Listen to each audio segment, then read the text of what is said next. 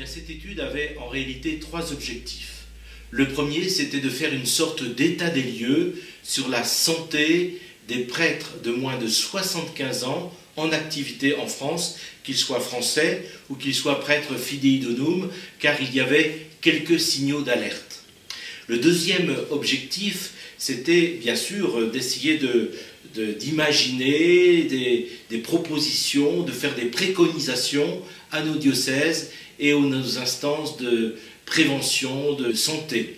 Et puis le troisième objectif que les évêques avaient bien sûr, c'était de manifester à tous les prêtres diocésains qui leur sont confiés la proximité, l'attention fraternelle. Alors cette enquête a été adressée à 6313 prêtres de nos diocèses en France.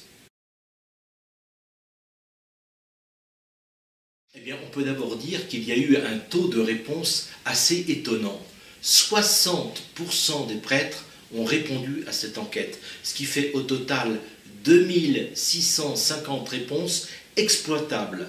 Et les enquêteurs nous disent combien cette enquête finalement produit un matériau riche, exploitable, parce que les prêtres ont répondu avec beaucoup de conscience, beaucoup d'attention. Donc un matériau extrêmement riche et très intéressant. Et puis il y a une deuxième bonne nouvelle, c'est que 93% des prêtres qui ont répondu à cette enquête se disent être en bonne santé. Il y a des points satisfaisants. 90% des prêtres ont un médecin traitant. 66% des prêtres se font vacciner. 60% suivent aussi des examens de prévention. Et puis, il y a des points d'attention. La surcharge pondérale, il faut dire que les prêtres sont souvent invités à des tables, les repas de prêtres, attention à l'obésité. Sur les questions liées à l'alcool, on est plutôt dans la moyenne basse française.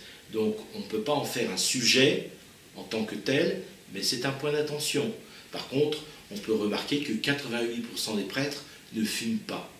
Alors il y a aussi sans doute un point d'alerte, un point d'attention pour les prêtres eux-mêmes, pour le peuple de Dieu, pour les évêques, c'est qu'il y a une sorte de prévalence d'état, de fatigue mentale, psychologique, de syndrome parfois dépressif chez certains prêtres, et ça, il nous faut être vigilants à ces syndromes et savoir mieux accompagner les prêtres.